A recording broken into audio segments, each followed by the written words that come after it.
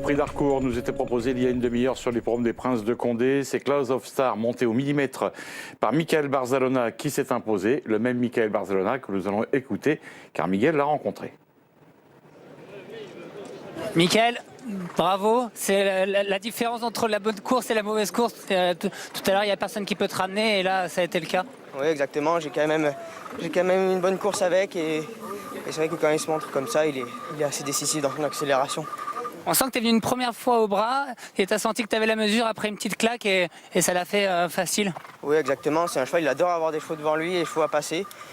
Et je suis allé facilement chercher le leader et ensuite il replie ses armes gentiment. C'est un chic cheval, il fait ce qu'on lui demande et il devient de plus en plus maniable. Je reviens sur le prix La Force. On parlait de Franz Schubert, la mauvaise course. Enfin, en tout cas, en trait de ligne droite, tu es obligé de faire l'effort tout seul. C'est ce qui te coûte la course? Ouais, c'est un cheval, déjà, il manquait un peu de maturité. C'était sa deuxième course. Et puis ensuite, voilà, je me suis retrouvé derrière des chevaux qui n'auraient pas pu m'emmener beaucoup plus loin. J'ai dû venir un peu en dehors, j'ai mis du temps à l'équilibrer. Et voilà, donc c'est ce qui coûte un petit peu, c'est ce qui me coûte la gagne. Mais bon, du moins, je suis quand même content parce que c'est un cheval, c'est le cheval de la course. Donc ça va être bien pour l'avenir. Merci beaucoup. Michael Barzalona qui est donc le héros, je le rappelle, de l'épreuve principale de cette réunion sur les promes de Chantilly. Tout à l'heure, c'était le prix d'Harcourt. Nous enchaînons avec le prix Sigi, qui était une jument appartenant à Madame Alec Ed. Et d'ailleurs, Cricket Ed Marek a engagé dans cette course un certain trésorier que je viens de voir passer, qui est magnifique d'état, confié à Thierry Tulliez, et qui a une belle carte à jouer d'ailleurs. Il y aura aussi Fast, le numéro 1, qui pourra défendre âprement ses chances, mais tous devront redouter une certaine Mrs. Danvers, qui reste évidemment sur une série de victoires en Angleterre, qui retient particulièrement l'attention. Ne négligeons pas non plus Précieuse, le numéro 8, qui peut peut-être faire parler la poudre dans cette course. Les jockeys montent à cheval du côté de l'hippodrome de Chantilly. On va donc retrouver Charlie avec Alexandre pour les commentaires.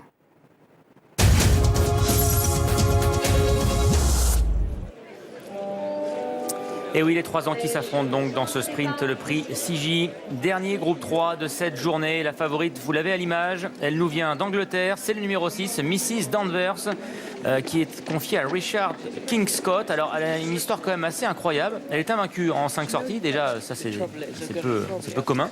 Il faut savoir qu'avant sa première course et avant sa première sortie victorieuse, elle était passée en vente. Personne n'en avait voulu. Elle avait été rachetée 1000 livres. Vous vous rendez compte? 1000 livres par son entourage. L'histoire est belle puisque depuis, évidemment, la demoiselle a fait du chemin, remportant notamment une listode et un groupe 3. Elle reste sur un succès au niveau groupe 3. C'était sur l'hippodrome de Newmarket au mois d'octobre. Elle fait sa rentrée. Mais on connaît la réussite évidemment des visiteurs britanniques lorsqu'ils viennent participer à des sprints sur notre sol. D'ailleurs, l'épreuve, ce prix Sigil l'année passée avait été remporté par une Anglaise, Quiet Reflection, une pouliche de 3 ans. On s'intéresse à une autre pouliche, c'est le numéro 9 Spanish Fly, puisque Miguel est en compagnie de son entraîneur. Oui, j'y vois une bonne chance, moi, à Spanish Fly. Dites-moi ce que vous pensez. Elle a de la qualité, c'est sûr. En plus, elle va avoir un petit peu de poids rendu pour sexe. C'est une bonne chose pour cette course, vous pensez? La police, il a fait des preuves qu'il a la valeur pour une course comme ça. Il était toujours là. À 2 ans, on a couru des groupes 3 aussi. On a fini 4e, même pas en longueur de gagnant. La rentrée de l'autre jour, il est très bon. On est à court tête des trésoriers. On est à demi-longueur de le gagnant en face. C'est-à-dire qu'il a la pointure, mais c'est vrai aussi qu'il a déjà essayé 2 ou 3 fois. Et les 2 ou 3 fois, on a resté jusque-là à l'apport des les 3 premières. Aujourd'hui, la jument, il se retrouve dans une très belle condition. La piste, je crois qu'il va être bien pour elle. L'hippodrome, elle l'adore. On a tout pour elle. Si ça ne sera pas aujourd'hui, ça sera difficile qu'il soit dans le futur. Merci Mauricio. Elle a remporté une épreuve de niveau classe 1 sur ce parcours. Et l'autre jour, toujours sur ce parcours, pour sa rentrée, elle est 4e du prix Ronde de Nuit, qui peut servir évidemment d'épreuve référence, Charlie. Complètement. C'est une course qui était enlevée par le numéro 1 Fast, le fils de Fast Nuts Rock, qui défend l'entraînement de Pierre Brandt et qui est donc au départ ici. Il s'imposait déjà avec Maxime Guyon en devançant un trésorier qui concluait à une demi-longueur. Et puis à un peu moins d'une longueur, il y avait aussi Spanish Fly et Yopendi qui terminaient un tout petit peu plus haut. Entrée en piste ici du numéro 8 Précieuse, qui est très joué, 8,60 €. C'est la 3e favorite confiée à Pierre-Charles Boudot. Pierre-Charles Boudot qui a enlevé tout à l'heure le prix La Force grâce à Graphite. Et cette Précieuse a réalisé un début de carrière tonitruant. Alors pas de victoire à l'âge de 2 ans, 3 deuxièmes places. Et elle vient d'ouvrir son palmarès sur l'hippodrome de Fontainebleau, où elle s'imposait très facilement. Oui, elle avait pris la deuxième place du prix Yakolev pour sa troisième sortie, puisqu'elle a sorti un certain Clem Fandango. Elle l'a battu 2 fois.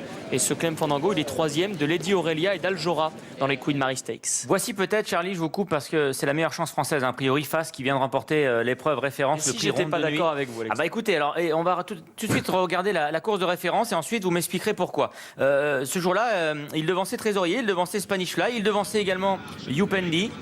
On va revivre justement cette fin de course, c'était sur ce parcours. Effectivement, donc c'était dans ce prix ronde de nuit, ça nous permet de les revoir. Face qui s'imposait, la deuxième place était pour Trésorier et c'est sur celui-ci que j'aimerais mettre l'accent moi aujourd'hui. J'ai bien aimé sa course de rentrée, je connaissais pas le degré de préparation des 2 chevaux, mais c'est un cheval qui m'avait beaucoup plu à l'âge de 2 ans et qui, en passant devant nous tout à l'heure, m'a encore davantage plu. J'ai hâte, voilà, je suis pressé de le voir en découte de Trésorier. Je pense moi que c'est le cheval d'avenir côté français ici. Je suis allé voir Cricketed en tout cas, parce que pour moi, là où je suis d'accord avec vous, c'est qu'il a gagné dans la représentation. Au niveau du physique, il est dans un état splendide. On sent qu'il a amaigri un petit peu sur sa course de rentrée, il est plus affûté. Cricketed, je l'ai vu dans le rond et elle m'a dit qu'elle était plutôt confiante des progrès de son cheval. Mais par contre, elle a énormément de respect pour ce qu'a fait le numéro 6. Et c'est pour elle l'épouvantail de la course. Mais en tout cas, si vous aimez Trésorier, elle vous rejoint et elle est plutôt encourageante pour une course en progrès sur cette rentrée. Alors tant mieux. Je ne sais pas si ça va faire changer d'avis Alexandre, mais Non, je suis plutôt pour Fas concernant la meilleure chance française. On le retrouve ici pour son entrée en piste. J'ai trouvé très beau aussi. Oui, Tout à c'est l'heure, vrai qu'il est passé devant nous. Il a l'air en pleine forme également. Et l'autre jour, j'ai trouvé qu'il avait quand même repoussé l'attaque de Trésorier jusqu'au bout. Les deux faisaient leur rentrée, donc ils étaient à égalité de ce côté-là. sauf qu'on n'est pas dans l'intimité et qu'on ne sait pas à quel degré de préparation. Ah, ça, après, évidemment. Aujourd'hui, après 2 luttes, on pourra certainement savoir qui est le meilleur des deux. C'est vrai qu'elle est bonne, hein, si on essaie de chercher des repères la concernant. Elle a fait tous les terrains. On lui demande de faire 1200 mètres aujourd'hui et d'évoluer de 2 à 3 tours. Tous dans les stalles. Les voilà partis pour le prix CJ, 1200 mètres à parcourir en ligne droite. La grandissime favorite Mrs. Danvers est à l'extérieur de la piste. Elle est bien partie, se situant tout de suite dans le sillage du numéro 1 Fas qui a pris un bon départ, tout comme le numéro 2 Farshad et ses œillères qui viennent sur la ligne de tête. Entre les deux, il y a le numéro 4 Cap Shop qui vient en 3/4e position devant Taoul, numéro 10 Hyper qui a trébuché à cet instant alors que le cheval se montrait brillant. Il est toujours dans le sillage de Farshad. À son extérieur, il y a le numéro 9 Spanish Fly. Au centre, Précieuse est à l'arrière, tout comme Trésorier ou encore le numéro 7 Youpendi. Ils vont passer devant les tribunes. Face, le numéro 1 est en tête. En 2e position, la favorite Mrs. Danvers. Trésorier se rapprochant également.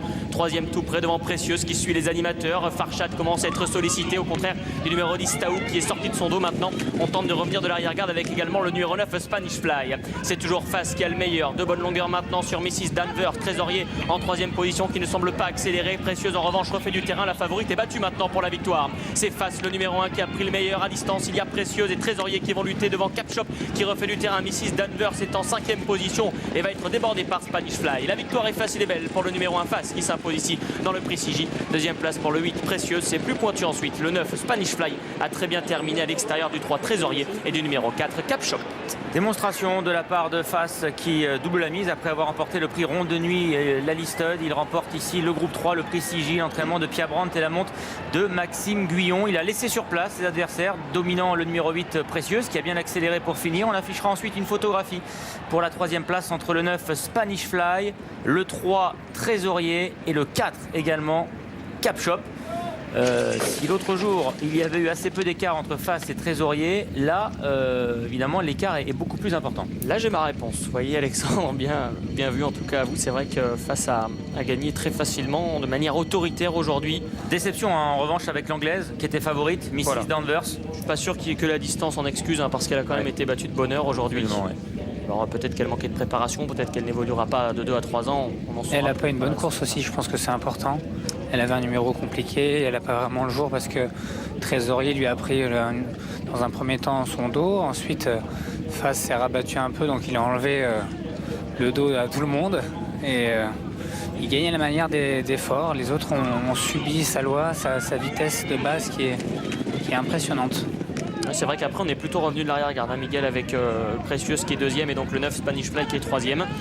Du coup Trésorier a un petit peu accusé le coup et termine à la photographie pour la 4e place. Quoi d'autre Bien, pas grand chose à dire, hein. C'est vrai que la favorite est nettement dominée, les chevaux à l'arrière-garde sont plutôt des outsiders. Ouais, Spanish Fly, il y a un beau passage à cet instant, regardez, parce qu'elle semblait dominer à 150 mètres du poteau. Et on m'annonce que c'est le 4 qui se classe finalement 4e, Cap Shop. Trésorier qui est ici à l'image devant se contenter de la 5e place. Succès donc pour Maxime Guyon dans ce groupe 3 qui était bien le dernier groupe de cette journée. Mais restez avec nous, Jeff, puisqu'il reste encore une course, la 8e, le prix Lacovia, 2e épreuve du handicap divisé. Voilà, encore une grande pouliche évoquée à cette occasion. Nous allons faire un petit retour sur la course précédente